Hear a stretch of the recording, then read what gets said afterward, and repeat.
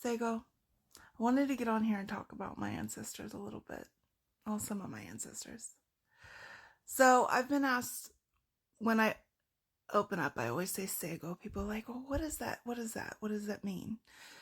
Sego is Ganagehaga for hello. It's a formal greeting. They also say Kwekwe.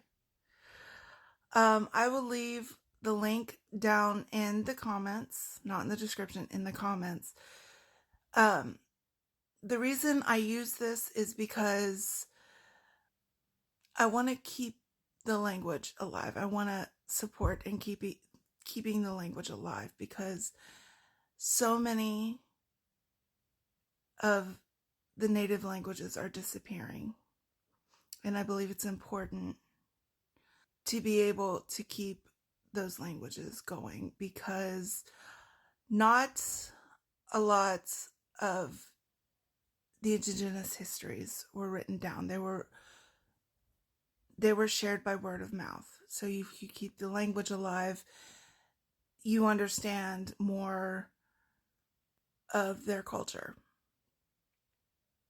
Now, the reason I take it upon myself to learn the language is because my ancestors, I have some ancestors that were of Ganageha, of the Haudenosaunee. I also have Onondaga ancestors and Oneida ancestors that I know of. Now, if you're not familiar with some of those words, Ganageha is the preferred name of what most people know as Mohawk. Mohawk is a colonizer's term, and they are part of the Haudenosaunee. And the Haudenosaunee is the preferred name of what most people know as the Iroquois, or the Iroquois Confederacy. Again, Iroquois is a colonizer's word. We don't use that word. It's Haudenosaunee Confederacy or the Six Nations. I myself am not connected with my ancestors' people, not fully. I learn what I can when I can.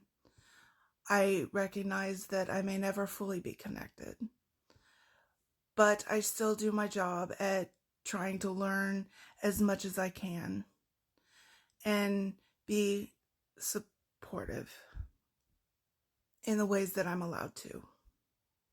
Because again, if you follow me, you have heard me talk about consent and being up in other people's spaces. But getting back to the language, again, a lot of the histories of the indigenous populations of the Americas, or what they call Turtle Island, has not been written down. At least not in the way that we know. At least not in the form that we know. I know one of the stories, a lot of the stories from the Haudenosaunee are done in what's called wampum belts. But I don't want to get too far into this. I'm going to let them speak for themselves. Again, the link is in the comments.